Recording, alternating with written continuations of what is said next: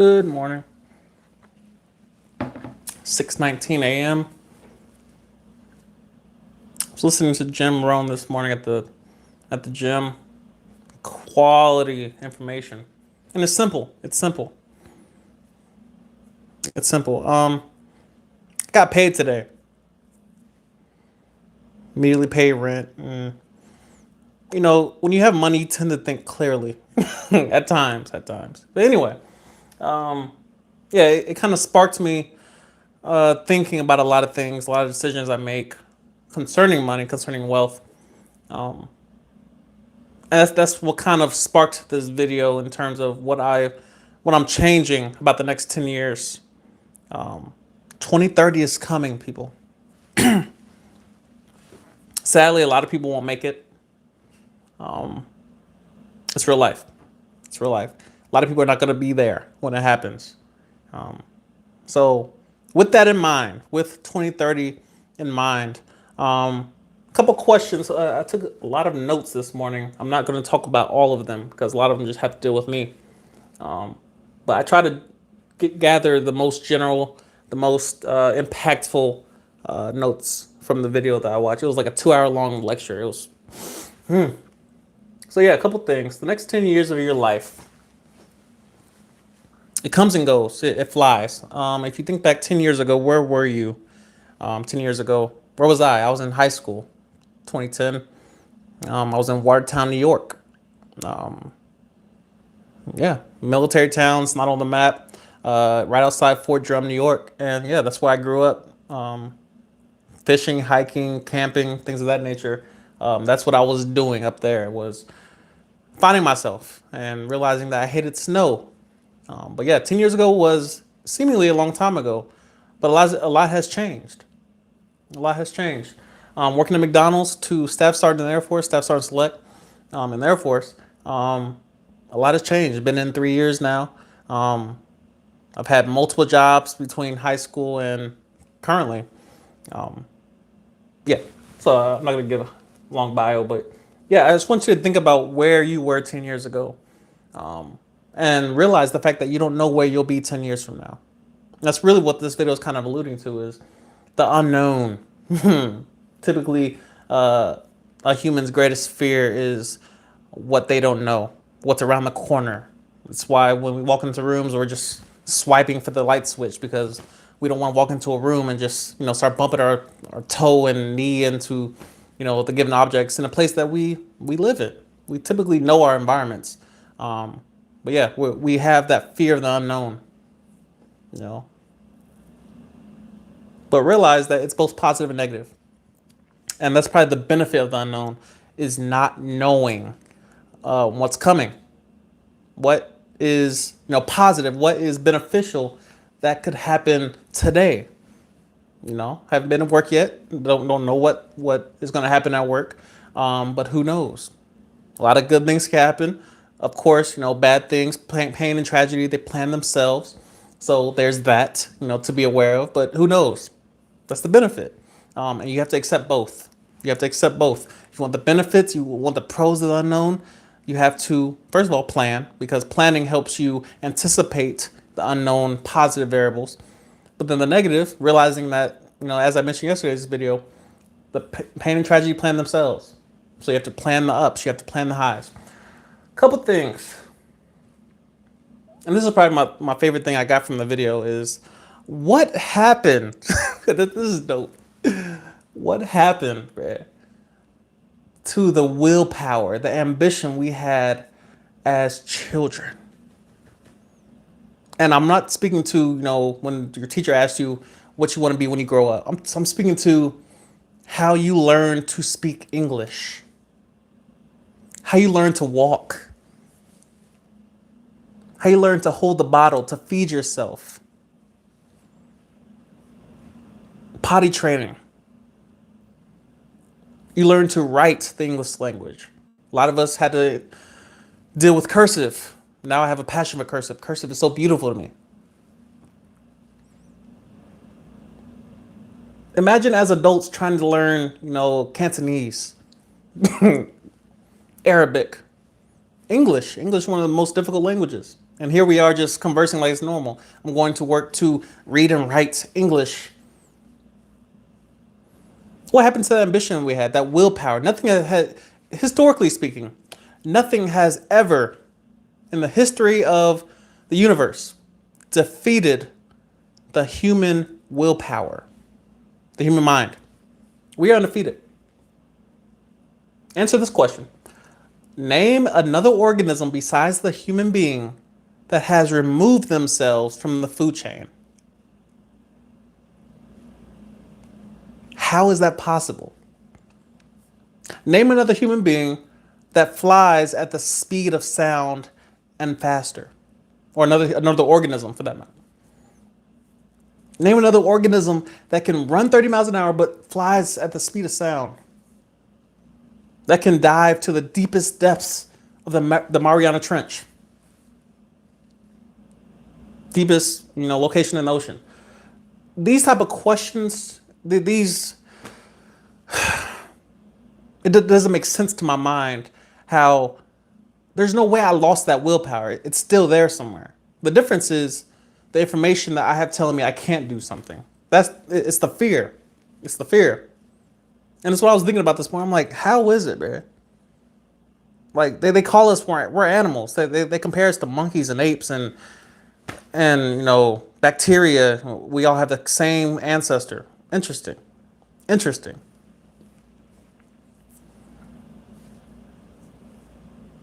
I don't know. What happened to that willpower? It has to be somewhere at this point. All of a sudden, we flip a switch and we know too much. We have information at the click of a button. Voice activation. We can have any answer. And yet fear, which only exists in our minds, holds us back.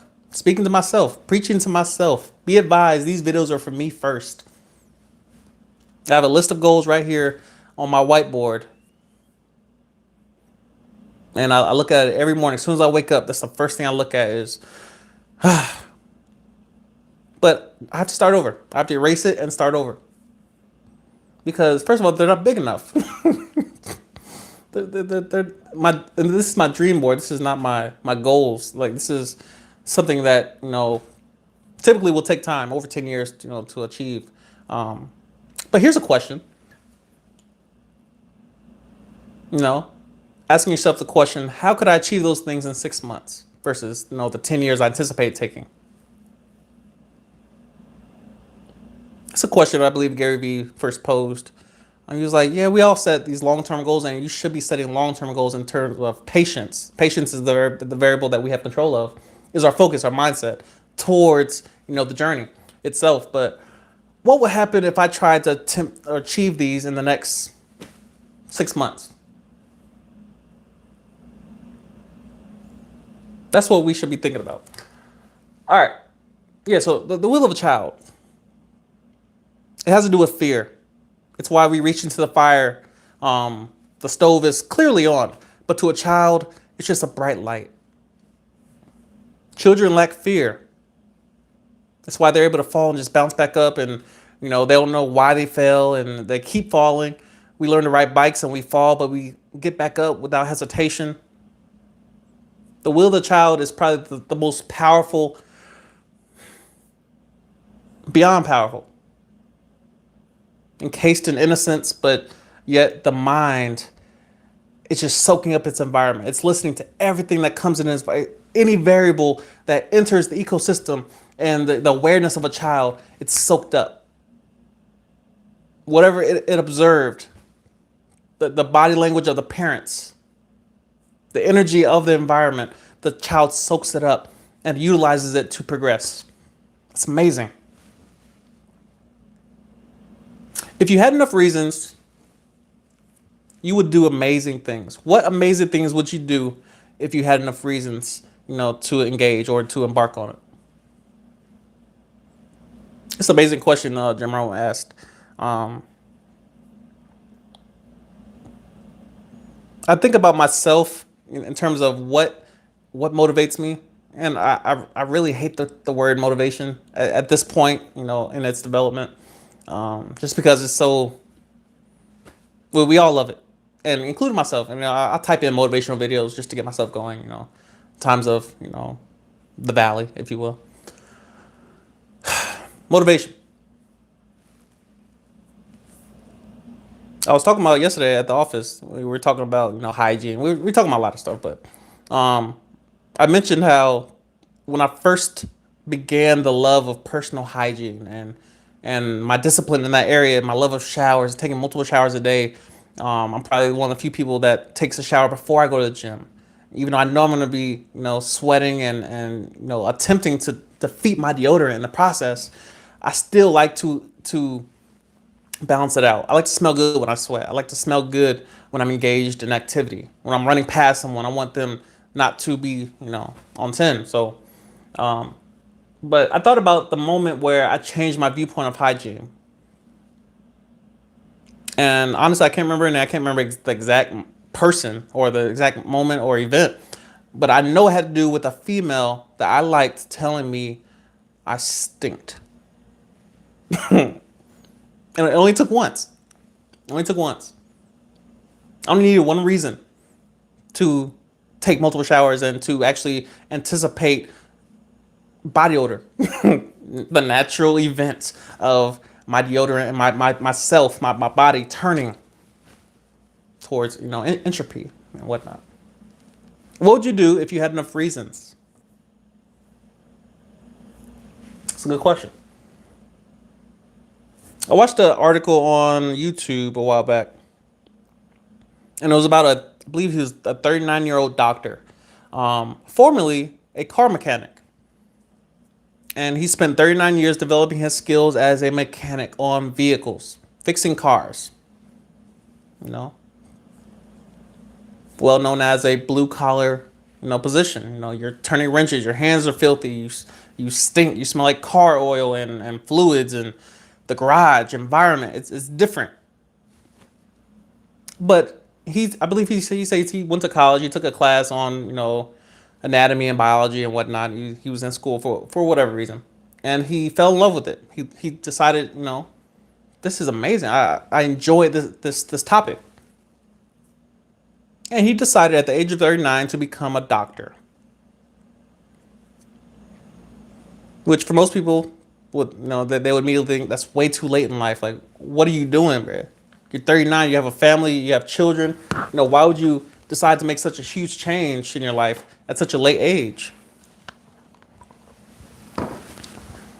And then he made a statement which blew my mind. It was so simple, and a lot of the most profound things in this world are simple. They're not easy to accomplish, but they're simple in nature. He said, the amount of time it takes to become a doctor, which is roughly 8 to 10 years, is going to pass anyway. The amount of time it takes to embark on this journey of becoming a doctor, the time is going to pass anyway, as long as I'm still alive, obviously. 2030 is going to pass anyway. But he said, I might as well accomplish something that I want to accomplish in that time, because the time is going to pass. Like, I don't have control of the time, so I might as well participate with it. Simple, profound. That's what really kind of sparked, my personal, musings this morning. Just thinking of like, all right, what am I going to accomplish in the next 10 years? And it's a lot easier to start at the beginning of a decade to begin afresh. Hence all the New Year's resolutions and all the talk of, decade changing and what did the last decade entail and what did we accomplish last decade and what was different and what's going to be different and how we're going to change and who we're going to cut off this year and why we can't talk to them, why we can't deal with this, and how you're going to treat me and how you're going to, all that. But when I got paid this morning, I'm like, all right. I use this app called Truebill, and it tracks all of your spending. All of it. It tracks all of your spending. And I looked and saw that I spent $1,000 on food last month. $1,000 I spent on eating food. One person, feeding one person. That's amazing.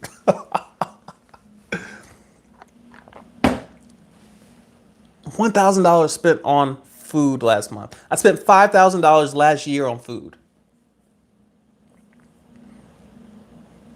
And as I begin to look back every single month at my spending, I was spending $700 on food, $500 on food, $800 on food. And I'm like, I don't eat that much. Obviously, it was the eating out. The DoorDash. I'm obsessed with DoorDash. I love DoorDash. It's convenience based. It gives you so many options. You scroll through the app and it's like Instagram. You just get to all these different restaurants offering your heart's desire. And it's beautiful. It's poetic. But I was like, how many plane tickets can I buy with $1,000? And what experiences will I gain from those plane tickets? And what could I possibly engage in with $1,000 worth of food in a single month? It hit me. It hit me like a ton of bricks. I'm like, this is unacceptable. Unacceptable. So obviously we got to change. Obviously, that's just too much money. The military pays you 360 it's like 372 now, $372 a month roughly to eat BAS. That's my goal. 372 a month on food. Obviously, I got to stop eating out. I got to plan. I can't just plan my gym time and plan my video time and plan my reading and my studying time. I got to plan my food now. It's life. Meal prepping. It's a thing now. It's always been a thing, but I got to pay more attention to it now. I don't want to, but that's too much money. And when I think about 10 years worth of $1,200 a month or a year roughly, actually, wait, no. $12,000 a year. God bless. 12. If I ate $1,000 worth of food per month, that's $12,000 a year on food. No. Even more than that. Now I'm really pissed off. That's too much. Think about, and this is a dope question. Think about if you changed nothing else in your life.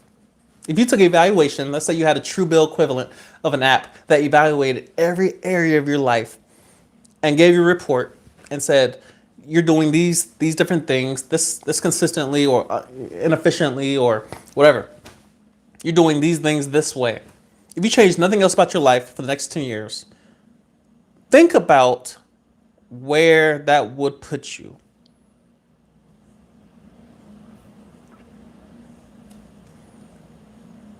It's a scary thought because when I think about it personally, I would like to think I'm going to end up in a good place, in a place that I anticipated, a place I planned. Hopefully my goal is waiting at the end of that 10 years based on my current actions. But obviously we're all, for the most part, kind of going to miss because I did not anticipate being a staff select in the Air Force 10 years from 2010. Honestly, I didn't really have a plan. I didn't have a goal. I was sleepwalking. I was just drifting, just kind of, this happened, whatever. But now I'm in a place where I can't afford to any longer. I can't afford to just kind of drift. Getting old, 27. I feel old. I feel tired. Obviously feelings come and go, but you get the point. Most of us are in a place, especially if you're watching this right now, you're in a place, we are in a place where we cannot afford to drift any longer. Especially with the technologies and the information and the data we have available to us, it's unacceptable at this point. It's unacceptable. So another favorite of mine. There's a ton of favorites in this video. We are inspired and encouraged and attracted to stability, but we are aroused by risk and imagination. And the first name that came to mind was Elon Musk. That ugly Cybertruck. Ugly. I've tried to look at it so many different ways. I don't care if it comes in matte black. It's my favorite color, matte black. Matte black can't help the Cybertruck. It's just ugly. That's just my opinion. I would probably still buy it. I will still drive it, but it's ugly. But then it dawned on me, the question arose, why are we talking about the Cybertruck and not the latest Honda? Why is Cybertruck newsworthy? The virality of a Cybertruck release and the announcement and the huge stage and it's a whole thing. It's like a new iPhone. It's a piece of tech. It's part of the tech world. Think about why we are sitting there talking about an ugly truck when there are new cars released from every company around the world. Just think about all the different car brands that exist, and yet we're talking about an ugly Cybertruck. What is the difference? Now we're back to wisdom. Wisdom is the ability to discern the difference between a ugly Cybertruck and this very useful and reliable Honda Civic. The difference is we are aroused and we are stimulated by the risk and the imagination of Elon Musk. The unknown reasoning behind a half rectangle on wheels truck. And we have these very reliable and very civil and conservative and very good on gas mileage, and we have a nice Civic over here. Yes, that's very stable, and a lot of us will probably end up choosing this Honda Civic based on our current, cash flow situation, and this is what I can afford, and this is what I have to use to commute to work back and forth, and I can't fully rely on, the charging stations for my Tesla truck because I'm gonna drive across the country, and I like road tripping, and a ton of reason. We can argue back and forth on the difference and why we would choose one over the other. It's all relative. But there's a reason why when Honda releases a car and Tesla releases a car, we focus and we zoom in, and there's all these major channels and MKBHD and all these major tech channels are just drawn into a Tesla and not a Honda. The imagination is powerful.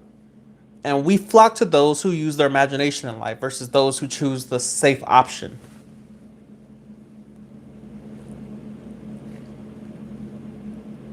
The reason why I joined the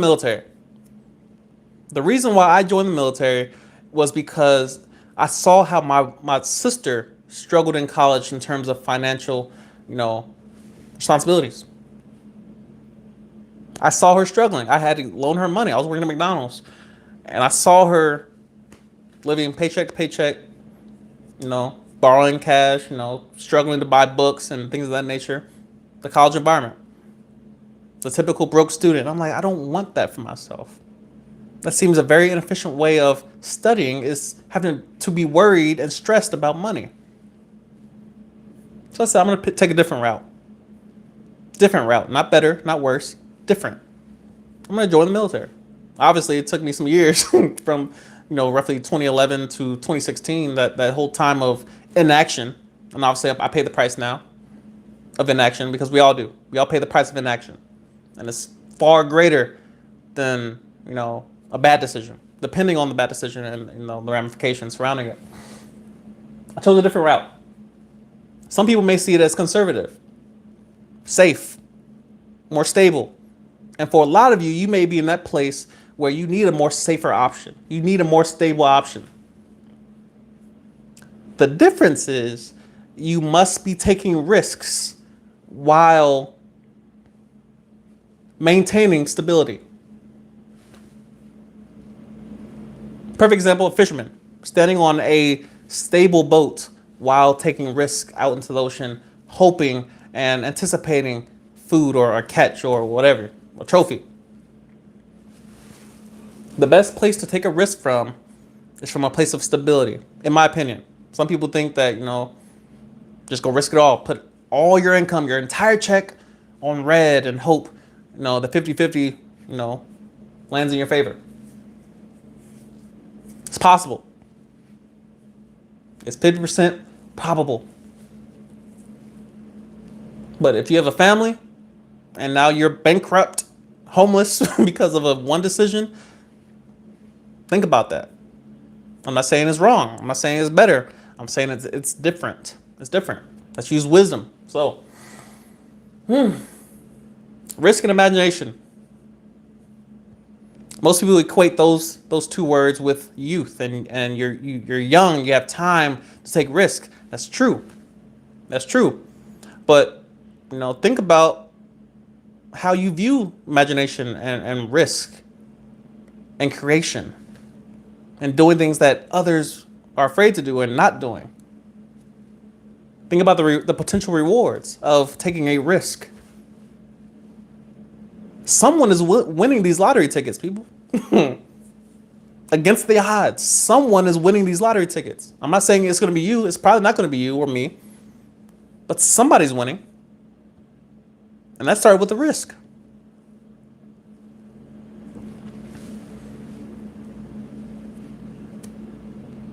Complaining. The one thing that will probably sink your entire ship in terms of, in relation to your actual goal, your dream. Complaining. Something I'm working on currently.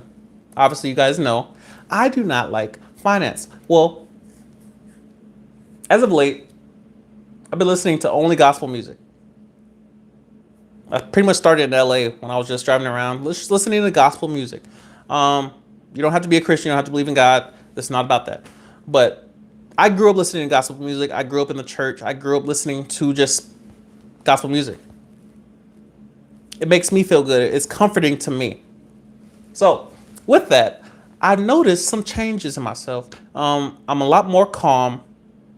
My mood has been more upbeat. My supervisor even acknowledged yesterday, you're like, yeah, you've been in a good mood today. And I was in the lobby yesterday. I was dealing with customers and dealing with attitudes, and I didn't get my money, and I sent this a month ago and it ain't been processed, whatever.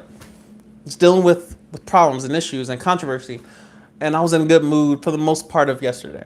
It was a smooth day. Got home around 8:30. It was a long day, but it was smooth. And the only difference was my focus. Jim Rohn used an example from the Bible. It's a parable. Well, it's not a parable. It's historically accurate.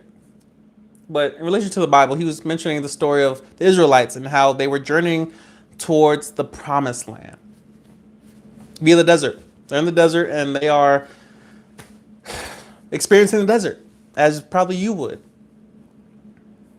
Subtract the car, subtract the AC, subtract, the fast food establishments, subtract the luxuries that we all experience, the YouTube videos we can watch, the music we can download. They're experiencing desert, and they're complaining. And the note I wrote down,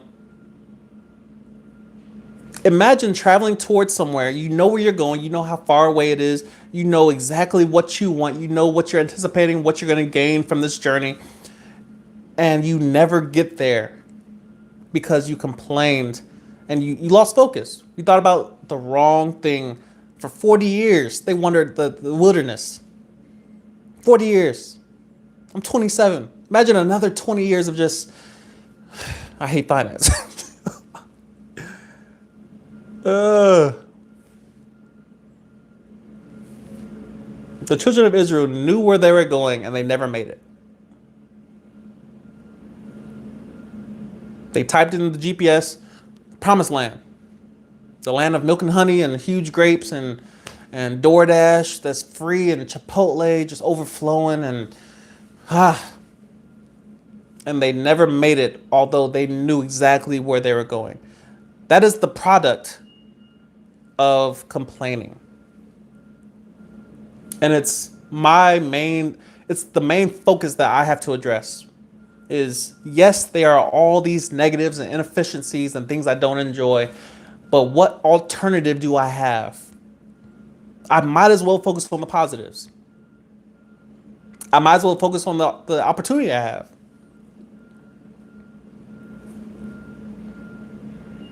I don't have another choice. Imagine me making these videos for the next 20 years. Imagine me talking about things that I want to achieve and the things I want to accomplish and the stuff I want to have and the wealth I want to accumulate, and never getting there because I was just complaining the entire time. And that's all I had to change was my focus. Stop complaining. Focus on the people around me, focus on helping people around me, focus on giving freely and without expectation, focus on building, focus on being grateful for what I do have. Is that all I had to do? Was just change that one thing? Food for thought.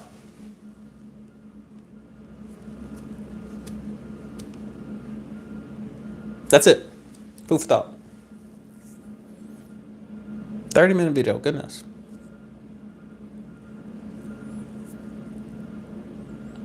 Ten years is coming. I said a lot. 10 years is coming. A lot of you are attempting to join the military.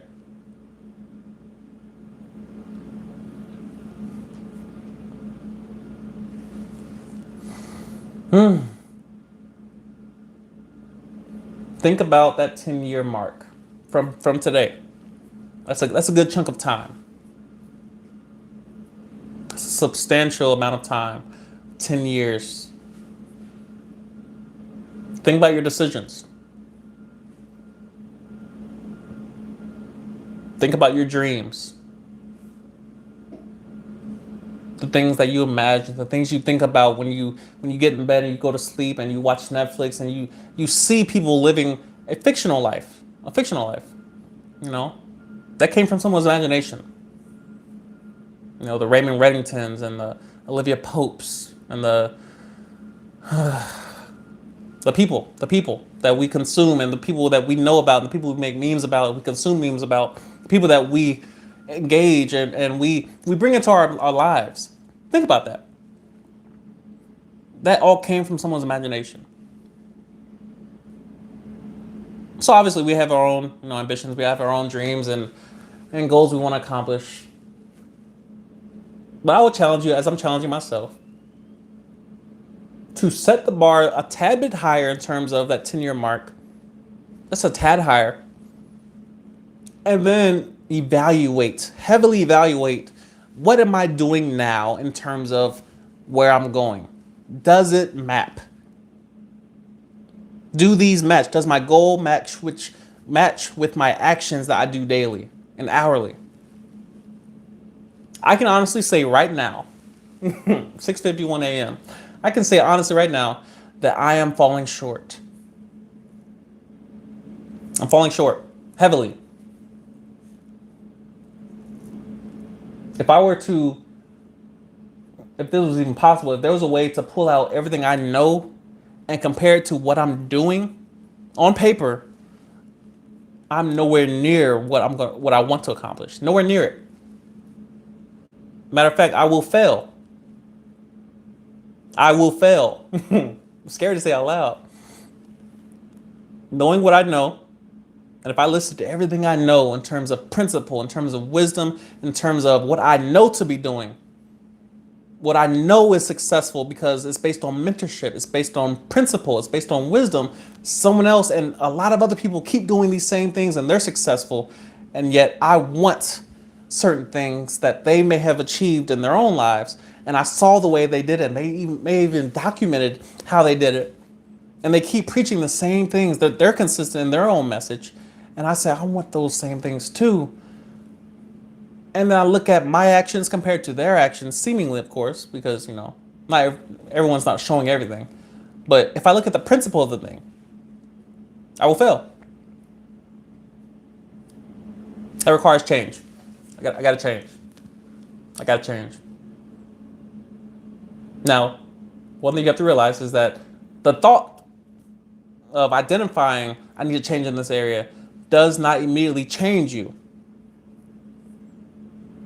It's why I struggle with January and December of every year, because I like those 2 months because my energy is based on anticipation. In January, you're anticipating what may happen that's positive throughout the year. December is anticipating regret of entering a new year, without certain things accomplished. Anticipation. It's a very powerful energy. But yeah, just think about these things. I'm not telling you to go change the world tonight, right now. I'm saying let's be honest with ourselves. Let's be honest.